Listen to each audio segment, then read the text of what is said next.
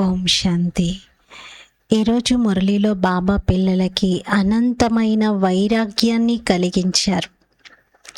ఈ కళ్ళతో చూస్తున్నవన్నీ కూడా వినాశనం అయ్యేవే, దేనితోనూ మోహ మమకారాన్ని జోడించకూడదు అన్నారు. అలాగే సంగమ యుగంలో పిల్లలైన మీరు చాలా గొప్ప పుణ్య కార్యం చేస్తున్నారు. అదేమిటి అని బాబా అడిగారు. ఎలా పుణ్యం సంపాదించుకుంటున్నారు? సంగమ యుగంలో మీరు స్వయాన్ని బాబాకు అర్పించుకుంటున్నారు. మీ తనువు, మనస్సు, ధనములతో దైవీ రాజ్యాన్ని స్థాపన చేస్తూ ఉన్నారు. మీరు సర్వస్వాన్ని భగవంతునికి అర్పించడము ఇది అన్నింటికంటే గొప్ప పుణ్యము అన్నారు. ఇది 16th జూలై 2026 మురళి. మధురమైన పిల్లలు, ఇది పురుషోత్తమంగా తయారయ్యే సంగమయుగం. ఇందులో ఎలాంటి పాప కర్మలు చేయకూడదు. మధురమైన పిల్లలు, ఇది పురుషోత్తమంగా తయారయ్యేటువంటి సంగమయుగము. ఇందులో ఎలాంటి పాప కర్మలు చేయకూడదు.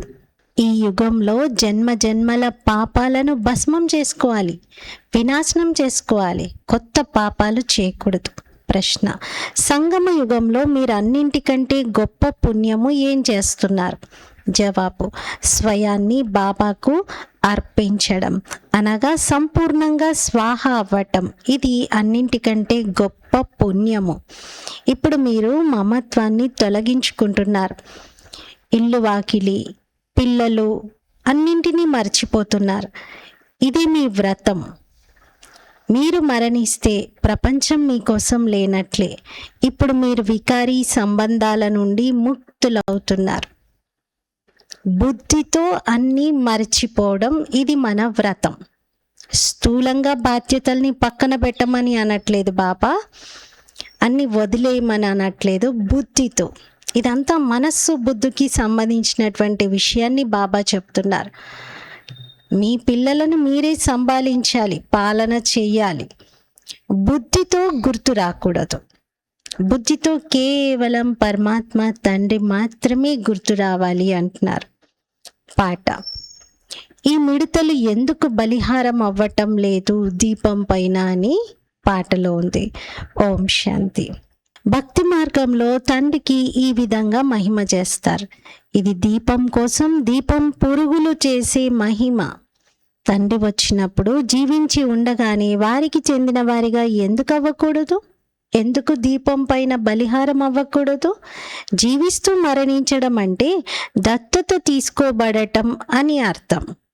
ఇంతకుముందు మీరు ఆసురీ పరివారానికి చెందిన వారిగా ఉండేవారు. ఇప్పుడు ఈశ్వరీయ పరివారానికి చెందిన వారిగా అయ్యారు. జీవించి ఉండగానే ఈశ్వరుడు వచ్చి మిమ్మల్ని దత్తత తీసుకున్నారు. అడాప్ట్ అయ్యాం మనం. దీనిని శరణాగతి అని అనడం జరుగుతుంది. నేను మీ శరణ్లోకి వచ్చాను అని పాడుతారు కదా.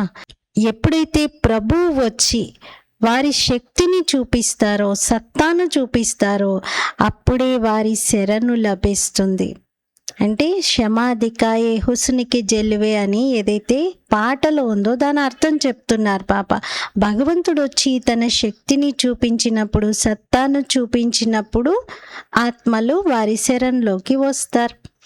వారే సర్వశక్తివంతుడు కదా, తప్పకుండా వారిలో ఆకర్షణ కూడా ఉంది కదా. వారిని సత్యం, శివం, సుందరం అంటాం. అన్నింటి నుండి విడిపిస్తారు. ఎవరైతే నిజంగా తండ్రికి కుమారులుగా, కుమార్తెలుగా అవుతారో వారు ఆసురీ సాంప్రదాయం యొక్క సంబంధాలతో విసిగిపోతారు. బాబా ఈ సంబంధాలు ఎప్పుడు దూరం అవుతాయి అని అడుగుతారు. ఇక్కడ ఈ పాత సంబంధాలను మరిచిపోవాల్సి ఉంటుంది. ఆత్మ దేహం నుండి వేరైనప్పుడు బంధనాలన్నీ సమాప్తమైపోతాయి. అందరికీ మృత్యు ఉంటుందని మరియు ఇవన్నీ వికారీ సంబంధాలని ఈ సమయంలో మీకు తెలుసు. ఇప్పుడు పిల్లలు నిర్వికారీ సంబంధాలను కోరుకుంటున్నారు. ఇంతకుముందు నిర్వికారీ సంబంధాలలో ఉండేవారు సత్యత్రేతాయుగాలలో. తర్వాత వికారీ సంబంధాల్లోకి వచ్చారు. మళ్ళీ మనకు నిర్వికారీ సంబంధాలు లభిస్తాయి. ఈ విషయాలు ఇంకెవరి బుద్ధిలోనూ ఉండవు. మనం ఆసురి బంధనాల నుండి ముక్తులుగా అయ్యే పురుషార్థం చేస్తున్నామని మీకు తెలుసు. ఒక్క తండ్రితో యోగం జోడించడం జరుగుతుంది.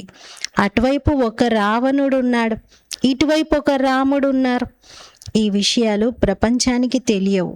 రామరాజ్యం కావాలని అంటారు కూడా, కానీ ప్రపంచమంతా రావణ రాజ్యంలో ఉంది. ఇది ఎవరు అర్థం చేసుకోరు. రామరాజ్యంలోనైతే పవిత్రత, సుఖము, శాంతి అన్నీ ఉండేవి, కానీ ఇప్పుడు లేవు. కానీ వారు ఏదైతే చెప్తున్నారో దానిని అనుభూతి చెయ్యట్లేదు. ఈ ఆత్మలందరూ సీతలని అంటూ ఉంటారు. ఇది ఒక్క సీత విషయం కాదు, అలాగే ఒక్క అర్జునుడు లేక ఒక్క ద్రౌపది విషయం కూడా కాదు. ఇది అనేకుల విషయం. ఉదాహరణగా ఒక్కరిని చూపిస్తారు. మీరంతా అర్జునుడి వలె ఉన్నారని బాబా మనకి చెప్పడం జరుగుతుంది. మీరంతా అర్జునుడిలాగా ఉన్నారని మీకు కూడా చెప్పడం జరుగుతుంది. మీరంటారు అర్జునుడే భగీరథుడయ్యారు.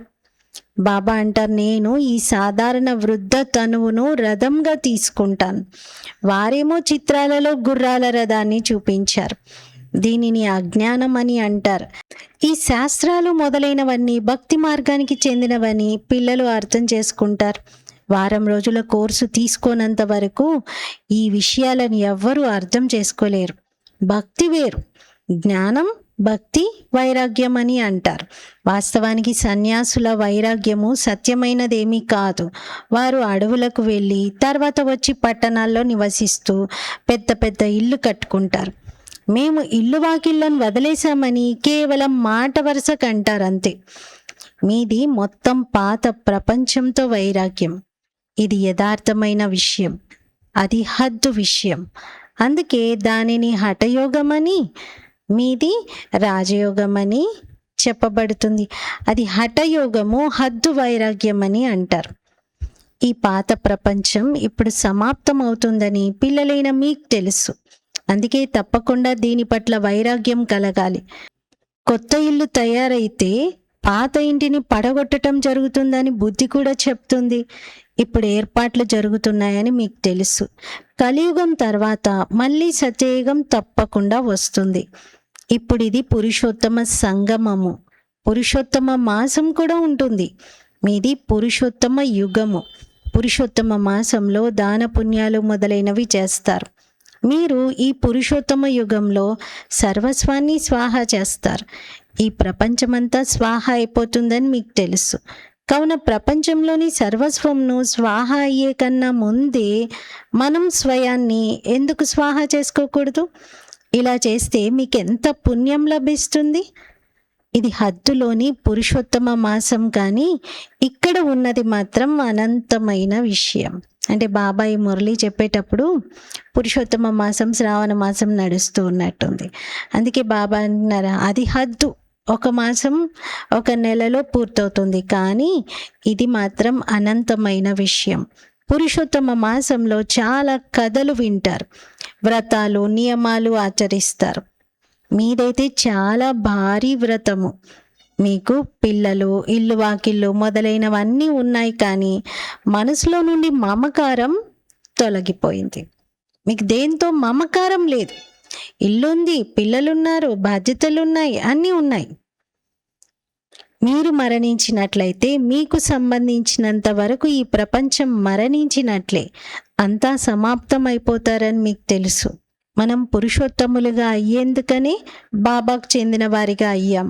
పురుషులందరిలోనూ, అంటే మనుషులందరిలోనూ ఉత్తమ పురుషులు ఈ లక్ష్మీనారాయణులు. వారు ఎదురుగా నిలబడి ఉన్నారు. వీరికన్నా ఉత్తమమైన మనుషులు ఇంకెవరూ ఉండరు. లక్ష్మీనారాయణులు విశ్వానికి యజమానులుగా ఉండేవారు. మీరు వారి వలె పురుషోత్తములుగా అయ్యేందుకు వచ్చారు. మనుష్య మాత్రులందరూ సద్గతిని పొందుతారు. మనుష్య ఆత్మలు పురుషోత్తమంగా అయినప్పుడు వారు నివసించే స్థానం కూడా ఆ విధంగా ఉత్తమంగా ఉండాలి. ఉదాహరణకు ప్రెసిడెంట్ అందరికన్నా ఉన్నత పదవిలో ఉన్నారు.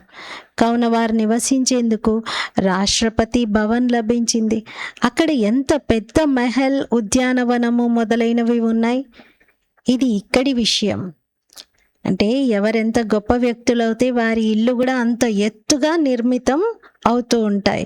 మరి ప్రెసిడెంట్ యొక్క మహల్ చూడండి, రాష్ట్రపతి భవన్ ఎంత వైభవంగా ఉంటుంది. మీరు సత్యయుగి పురుషోత్తములుగా అవుతారు. అప్పటిక ఈ కలియుగి పురుషోత్తములు ఉండరు. ఇక్కడి విషయం అయితే మీరు చూస్తున్నారు, కానీ మీరు అయ్యేది సత్యయుగి పురుషోత్తములుగా. మీరు సత్యయుగి పురుషోత్తములుగా అయ్యేందుకు పురుషార్థం చేస్తున్నారు. మన మహల్లను ఎలా తయారై ఉంటాయి ఇది కూడా మీకు తెలుసు. మహల్లు మినెట్ మోటార్స్ ద్వారా చాలా వేగంగా తయారవుతాయి అంటారు బాబా. ఎందుకంటే అక్కడ ఎక్కువగా స్ట్రాంగ్ పునాదుల కోసం భూమిని అంతగా తవ్వాల్సిన అవసరం ఉండదు. ఎలాంటి ప్రకృతి వైపరీత్యాలు రావు అక్కడ. మళ్ళీ బంగారు ఇటుకలు ఒక ఇటుక ఇంకొక ఇటుక మధ్యలో పేస్ట్ లాగా పెట్టేస్తారు, అంతే. ఇంకా ఫాస్ట్గా నిర్మాణం జరుగుతుంది. రేపు రామరాజ్యం ఉంటుంది. రేపు రామరాజ్యంలో మీరు పురుషోత్తములుగా ఉంటారు. మేము రావణ రాజ్యాన్ని పరివర్తన చేసి ఈ రామరాజ్యాన్ని స్థాపన చేస్తున్నామని మీరు ఛాలెంజ్ చేస్తారు. ఇప్పుడు ఛాలెంజ్ చేశారు కాబట్టి ఒకరికొకరు భవిష్యత్ 21 జన్మల కోసం పురుషోత్తములుగా తయారయ్యే పురుషార్థం చేస్తున్నారు. సర్వగుణ సంపన్నులు, అహింస పరమో దేవీ దేవతా ధర్మము అని దేవతల మహిమను పాడతారు. ఇది మీకు తెలుసు, ఇతర మనుషులెవరికీ తెలియదు. మీరు మరుసటి జన్మలో పురుషోత్తములుగా అవుతారు. అప్పటిక ఈ రావణ రాజ్యానికి చెందిన వారు ఎవరూ ఉండరు. ఇప్పుడు మీకు జ్ఞానమంతా ఉంది. ఇప్పుడిక రావణ రాజ్యం సమాప్తం అవ్వనున్నది. ఈ రోజుల్లోనైతే సమయంపై ఎలాంటి నమ్మకము లేదు. అకాల మృత్యువులు జరుగుతాయి, లేదా ఎవరితోనైనా శత్రుత్వం ఏర్పడితే వారిని అంతం చేసేస్తారు. మిమ్మల్ని ఎవ్వరూ అంతం చేయలేరు. మీరు అవినాశి పురుషోత్తములు. ఇక్కడ ఉన్నవారు వినాశీ పురుషోత్తములు. అది కూడా రావణ రాజ్యంలో ఉన్నారు. వీరికి మీ దైవీ రాజ్యం గురించి అసలేమీ తెలియదు. మనం శ్రీమతం అనుసారంగా మన దైవీ స్వరాజ్యాన్ని స్థాపన చేసుకుంటున్నామని మీకు తెలుసు. ఎవరికైతే పూజ జరుగుతుందో వారు తప్పకుండా మంచి కర్తవ్యం చేసి వెళ్ళారని అర్థమవుతుంది. జగతంబకు ఎంతగా పూజ జరుగుతుందో చూడండి. ఇప్పుడు వీరు జ్ఞానేశ్వరి, మీరు జగతంబ యొక్క కుమార్తెలు. మీరు జ్ఞానేశ్వరులు మరియు రాజరాజేశ్వరులు. ఇరువురిలో ఉత్తములు ఎవరు? జ్ఞానేశ్వరినా లేక రాజరాజేశ్వరినా? జ్ఞానేశ్వరి వద్దకు వెళ్ళి అనేక రకాల కోరికల్ని కోరుకుంటూ ఉంటారు. అనేక వస్తువులను అడుగుతారు. జగతంబ మందిరానికి మరియు లక్ష్మీనారాయణల మందిరానికి చాలా తేడా ఉంది. జగతంబ మందిరం చాలా చిన్నది. చిన్న స్థలంలో మనుషులు గుంపుని ఇష్టపడతారు. శ్రీనాథ్ మందిరంలో కూడా చాలా గుంపు ఉంటుంది. వారిని ముందుకు కదలమని ఒక వస్త్రం యొక్క కర్రతో కొడుతూ ఉంటారు. మన ఉదయ్పూర్కి వెళ్ళే దారిలో శ్రీనాథ్ ద్వారం ఉంది. అక్కడ అసలు ఎంత రష్ ఉంటుందంటే మందిరంలో లైన్ని ముందుకు నడిపించడానికి ఒక కర్రకి ఒక క్లాత్ కట్టేసి దాంతో అందరి తల మీద కొడుతూ లైన్ని ముందుకు నడిపిస్తూ ఉంటారు. కలకత్తాలో కూడా కాళీ మందిరం ఎంత చిన్నది. లోపల చాలా నూనె మరియు నీళ్లు ఉంటాయి. లోపలకు చాలా జాగ్రత్తగా వెళ్ళాల్సి ఉంటుంది. చాలా గుంపు ఉంటుంది. లక్ష్మీనారాయణల మందిరం అయితే చాలా పెద్దగా ఉంటుంది. జగతంబ మందిరం చిన్నదిగా ఎందుకుంది? ఎందుకంటే జగతంబ సంగమ యుగంలో పేదరాలు కదా, కావున మందిరం కూడా పేదగానే ఉంటుంది. వారు అంటే లక్ష్మీనారాయణలు షావుకార్లు, కావున వారి మందిరాల్లో కూడా చాలా గొప్ప రిచ్నెస్ ఉంటుంది. కానీ ఎప్పుడు మేళాలు జరగవు. లక్ష్మీనారాయణల మందిరం దగ్గర మేళా జరగదు. జగతంబ మందిరం వద్దనే మేళా జరుగుతుంది. బయట నుండి చాలా మంది వస్తారు. మహాలక్ష్మి అంటే అందులో లక్ష్మి మరియు నారాయణుడు. మహాలక్ష్మి మందిరంలో 4 భుజాలు చూపిస్తారు. లక్ష్మి మరియు నారాయణుడి యొక్క రెండు భుజాలని 4 మహాలక్ష్మికి చూపించారు. లక్ష్మిని కేవలం ధనం మాత్రమే అడుగుతారు, ఎందుకంటే ఆమె ధనవంతురాలిగా అయ్యారు కదా. ఇక్కడైతే అవినాశి జ్ఞానరత్నాలు ఉన్నాయి. ధనం కోసం లక్ష్మి వద్దకు వెళ్తారు. మిగిలిన కోరికలు ఎన్నో పెట్టుకొని జగదంబ వద్దకు వెళ్తారు. మీరు జగదంబకు పిల్లలు. అందరి మనోకామనలను 21 జన్మల కోసం మీరు పూర్తి చేస్తారు. ఒకే మహామంత్రంతో అన్ని మనోకోరికలు 21 జన్మల కోసం పూర్తవుతున్నాయి. ఇతరులు మంత్రాలు మొదలైనవి ఏవైతే ఇస్తారో వాటిలో ఎటువంటి అర్థము ఉండదు. తండ్రి అర్థం చేయిస్తున్నారు. ఈ మంత్రాన్ని కూడా మీకు ఎందుకు ఇస్తున్నానంటే మీరు పతితులుగా అయ్యారు. నన్నొక్కరిని స్మృతి చేసినప్పుడు మీరు పావనంగా అవుతారు. తండ్రి తప్ప ఆత్మలకి ఈ విధంగా ఇంకెవరు అర్థం చేయించలేరు. దీన్ని బట్టి ఈ సహజ రాజయోగాన్ని ఒక్క తండ్రి మాత్రమే నేర్పిస్తారని నిరూపించబడుతుంది. మంత్రాన్ని కూడా వారే ఇస్తారు.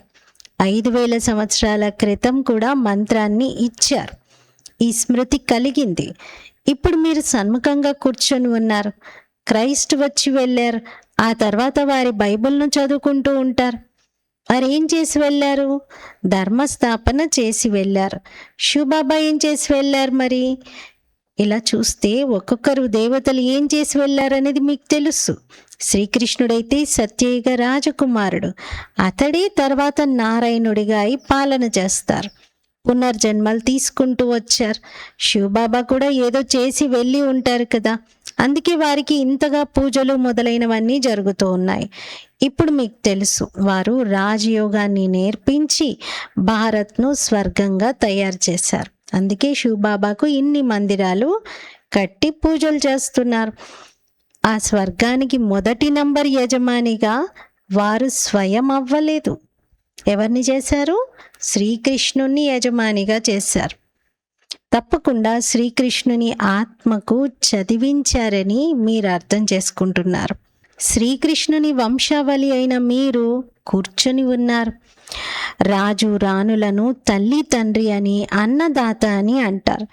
రాజస్థాన్లో కూడా రాజును అన్నదాత అని అంటారు. రాజులకు ఎంత గౌరవం ఉంటుంది. ఇంతకుముందు ఫిర్యాదులన్నీ రాజు వద్దకు వచ్చేవి. దర్బార్ ఏర్పాటయ్యేది. ఎవరైనా తప్పు చేస్తే చాలా పశ్చాత్తాపడేవారు. ఈ రోజుల్లోనైతే జైలు పక్షులు చాలామంది ఉన్నారు. జైలుకి అలవాటు పడిపోతారు. ఇక మాటి మాటికి తప్పులు చేసి జైల్లో కొంతకాలం రెస్ట్ తీసుకొని మళ్ళీ వస్తారు. పదే పదే జైలుకు వెళ్తారు. ఇప్పుడు పిల్లలైన మీరు గర్భ జైల్లోకి వెళ్ళకూడదు. మీరైతే గర్భ మెహల్లోకి వెళ్ళాలి. అందుకే తండ్రిని స్మృతి చేస్తే వికర్మలు వినాశనం అవుతాయి. ఇంకెప్పుడు గర్భ జైల్లోకి వెళ్ళరు. అక్కడ పాపం జరగదు. అందరూ గర్భ మెహల్లో ఉంటారు. కేవలం తక్కువ పురుషార్థం చేసిన కారణంగా తక్కువ పదవిని పొందుతారు. ఉన్నత పదవిలో ఉన్న వారికి సుఖం కూడా చాలా ఉంటుంది. ఇక్కడైతే కేవలం 5 సంవత్సరాల కోసం గవర్నర్ను, ప్రెసిడెంట్ను నియమిస్తూ ఉంటారు. మళ్ళీ వాళ్ళు మారిపోతారు 5 సంవత్సరాలకి. భారతే దైవీ రాజస్థాన్గా అయిందని మీరు అర్థం చేయించవచ్చు. ఇప్పుడైతే రాజస్థాన్ కూడా లేదు, రాజు రాణులు కూడా లేరు. రాజస్థాన్ స్టేట్ ఉంది. మధుబన్ ఉన్నది రాజస్థాన్ రాష్ట్రంలోనే. కానీ రాజ్యస్థానము లేదు, రాజా రాణులు లేరు అంటున్నారు. ఇంతకుముందు ఎవరైనా గవర్నమెంట్కు ధనం ఇస్తే మహారాజు మహారాణి అనే టైటిల్ లభించేది. టైటిల్ని కొనుక్కుంటారు డబ్బులు ఇచ్చి. ఇక్కడ మీదైతే చదువు. రాజు రాణిగా చదువు ద్వారా ఎప్పుడూ అవ్వరు. ఈ చదువు ద్వారా మీరు రాజు రాణిగా కూడా కాదు, విశ్వానికి మహారాజు మహారాణిగా అవుతారు. ఇది మీ లక్ష్యము, ఉద్దేశం. రాజు రాణి అనే టైటిల్ త్రేతా నుండి మొదలవుతుంది. మీరిప్పుడు జ్ఞానేశ్వరులుగా అవుతారు. తర్వాత రాజరాజేశ్వరులుగా అవుతారు. అలా ఎవరు తయారు చేస్తారు? ఈశ్వరుడు. ఎలా తయారు చేస్తారు? రాజయోగం మరియు జ్ఞానం ద్వారా. రాజ్యం కోసం తండ్రిని స్మృతి చేయాలి. తండ్రి మిమ్మల్ని స్వర్గానికి యజమానులుగా తయారు చేస్తారు. ఇదైతే చాలా సహజం కదా. స్వర్గాన్ని స్థాపన చేసేవారు గాడ్ ఫాదర్. స్వర్గంలోనైతే స్వర్గాన్ని స్థాపన చేయరు. తప్పకుండా వారికి సంగమ యుగంలో పదవి లభిస్తుంది. అందుకే దీనిని మనోహరమైన కళ్యాణకారి సంగమ యుగం అని అంటారు. తండ్రి పిల్లల కళ్యాణాన్ని ఎంతగా చేస్తారంటే వారిని స్వర్గానికి యజమానులుగా తయారు చేస్తారు. పరంపిత పరమాత్మ కొత్త ప్రపంచాన్ని రచిస్తారని అంటారు కూడా, కానీ అందులో ఎవరు రాజ్యం చేస్తారనేది మాత్రం తెలియదు. రామరాజ్యం అని దేన్ని అంటారు? ఇది కూడా మీకే తెలుసు. వారైతే రామరాజ్యానికి లక్షల సంవత్సరాలు చూపించారు, కలియుగానికి 40,000 సంవత్సరాలు చూపించారు. బాబా అంటారు, నేను సంగం యుగంలోనే వస్తాను, వచ్చి బ్రహ్మ ద్వారా విష్ణుపురిని స్థాపన చేస్తాను. సత్యనారాయణుని కథ కూడా ఉంది కదా, ఇదే ఆ కథ అంటున్నారు. సత్యయుగంలో మీరు లక్ష్మీనారాయణులుగా సర్వగుణ సంపన్నులుగా అవుతారు. తర్వాత కళలు తగ్గిపోతూ ఉంటాయి. ఎప్పుడైతే స్థాపన జరుగుతుందో అప్పుడు దానిని కొత్త వృక్షం అని అంటారు. కొత్త ఇల్లు తయారైనప్పుడు కొత్తదని అంటారు కదా. మీరు కూడా సత్యయుగంలోకి వచ్చినప్పుడు కొత్త రాజధాని ఉంటుంది. తర్వాత కళలు తగ్గిపోతూ ఉంటాయి. స్థాపన ఇక్కడ జరుగుతుంది. ఈ అద్భుతమైన విషయాలు ఎవరి బుద్ధిలోనూ లేవు, కావున తండ్రి అర్థం చేయించారు. ఈ యుగము ఆత్మలందరికీ పురుషోత్తములుగా అయ్యే యుగము. జీవనముక్తిని పురుషోత్తమమని అంటారు, జీవన బంధనాన్ని పురుషోత్తమమని అనరు. ఈ సమయంలో అందరూ జీవన బంధనంలో ఉన్నారు. అంటే జీవితంలో ఉన్నారు, కానీ జీవితం ఒక బంధనంలాగా దుఃఖ పెడుతుంది, విసిగిస్తుంది. అందరూ అలసిపోయారు ఈ జీవితంతో. తండ్రి వచ్చి అందరినీ జీవన్ముక్తులుగా చేస్తారు. మీరు అర్ధకల్పము జీవన్ముక్తులుగా ఉంటారు, తర్వాత జీవన బంధనంలోకి వస్తారు. ఇది మీరు అర్థం చేసుకుంటారు. మీ వ్రతం నియమం ఏంటనేది బాబా తెలియజేస్తున్నారు. బాబా వచ్చి మనకి వ్రతం ఎలా చేయాలో చెప్తున్నారు, ఏ వ్రతం పెట్టుకోవాలో. ఎందుకంటే ఇప్పటి వరకు భక్తి మార్గంలో ఆహార పానీయాల వ్రతాలు ఎన్నో పెట్టుకున్నారు. బాబా అంటారు, అంతకంటే గొప్ప వ్రతం పెట్టుకోవాలి. ఆహార పానీయాలు మానుకోవడం అది ఆరోగ్యానికి మేలు చేస్తుంది, కానీ ఆత్మకు మేలు చేసే వ్రతము పవిత్రత వ్రతం పెట్టుకోమంటారు బాబా. పవిత్రంగా అవ్వండి. పురుషోత్తమ మాసంలో చాలా వరకు పవిత్రంగా కూడా ఉంటారు. వాస్తవానికి ఈ పురుషోత్తమ యుగానికి గౌరవం ఉంది కనుక మీకు ఎంత సంతోషం, ఎంత నశ ఉండాలి. ఇప్పుడు మీ ద్వారా ఎటువంటి పాపకర్మ జరగకూడదు, ఎందుకంటే మీరు పురుషోత్తములుగా అవుతున్నారు. అచ్చా, मीठे मीठे सिकीलते बच्चों प्रति माता पिता बाप दादा का याद प्यार और गुड मॉर्निंग. रूहानी बाप की रूहानी बच्चों को नमस्ते. हम रूहानी बच्चों की रूहानी बाप दादा को याद प्यार गुड मॉर्निंग और नमस्ते. मेरा बाबा मीठा बाबा प्यारा बाबा शुक्रिया बाबा. ధారణ కొరకు ముఖ్య సారము. ఫస్ట్ పాయింట్, ఈ పురుషోత్తమ యుగంలో జీవన్ముక్తులుగా అయ్యేందుకు పుణ్యకర్మలు చేయాలి, పవిత్రంగా తప్పకుండా ఉండాలి. ఇల్లు వాకిళ్ళు మొదలైనవన్నీ ఉన్నప్పటికీ మనసులో కూడా మమకారాన్ని తొలగించుకోవాలి. అన్నిటినీ నిర్వర్తించాలి, అన్నీ చెయ్యాలి, కానీ మనసులో నుండి మోహ మమకారాన్ని తొలగించాలి. సెకండ్ పాయింట్, శ్రీమతం అనుసారంగా తమ తనువు మనస్సు ధనముతో దైవీ రాజ్యాన్ని స్థాపన చేయాలి.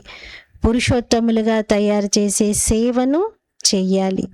ఫస్ట్ పాయింట్లో బాబా ఏం చెప్తున్నారు, ఈ పురుషోత్తమ యుగములో పుణ్యకర్మలు చేయండి, పవిత్రంగా ఉండండి, అన్నిటితో మోహ మమకారాన్ని తెంచుకోండి. సెకండ్ పాయింట్లో దైవీ రాజస్థాన్ స్థాపన చేయాలి, మీ తనువు మనసు ధనంతో పురుషోత్తమంగా అయ్యే సేవ చేయాలి అంటున్నారు. వరదానము, సహయోగము ద్వారా స్వయాన్ని సహజ యోగిగా చేసుకునే నిరంతర యోగి భవ. సహయోగము ద్వారా స్వయాన్ని సహజ యోగిగా చేసుకునే నిరంతర యోగి భవ. వివరణ, సంగమయుగంలో తండ్రికి సహయోగులుగా అవ్వడము, ఇదే సహజ యోగులుగా అయ్యేందుకు విధి. ఎవరి ప్రతి సంకల్పము, మాట మరియు కర్మ బాబా కర్తవ్యంలో లేక తమ రాజ్యస్థాపన కర్తవ్యంలో సహయోగిగా ఉండేలా ఉంటాయో వారిని జ్ఞాన స్వరూప, యోగ స్వరూప ఆత్మ, నిరంతర సత్యమైన సేవాదారి అని అనటం జరుగుతుంది. మనసు ద్వారా అవ్వకపోతే తను ద్వారా, తను ద్వారా అవ్వకపోతే ధనం ద్వారా, ధనం ద్వారా కూడా అవ్వకపోతే దేని ద్వారానైనా సహయోగులుగా అవ్వవచ్చు.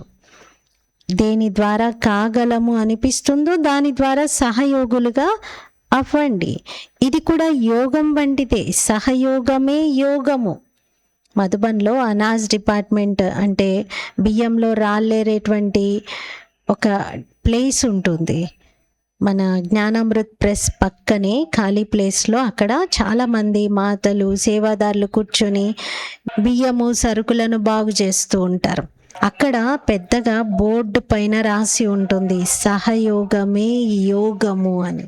అంటే సహయోగం ఇచ్చిన వారు ఒక మంచి కార్యం జరుగుతున్న చోట అక్కడికి వెళ్ళి కాసేపు కూర్చొని సహయోగం ఇచ్చిన వారైనా అది యోగం చేస్తున్నట్టుగా లెక్కించబడుతుంది అని.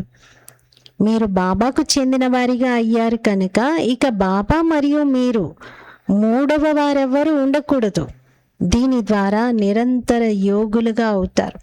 బాబాకు మనకి మధ్యలో మూడోవారెవరు ఉండకూడదు. మూడోవారు ఉంటే మూడో నేత్రం మూసుకుపోతుంది అన్నారు బాబా. బాబా మనము మధ్యలో మూడో ఏ వ్యక్తి కానీ, వస్తువు కానీ, విషయం కానీ ఏది ఉండకూడదు. స్లోగన్: సంగమ యుగంలో సహించుకోవడం అనగా మరణించడమే. ఇదే స్వర్గ రాజ్యాన్ని తీసుకోవడం.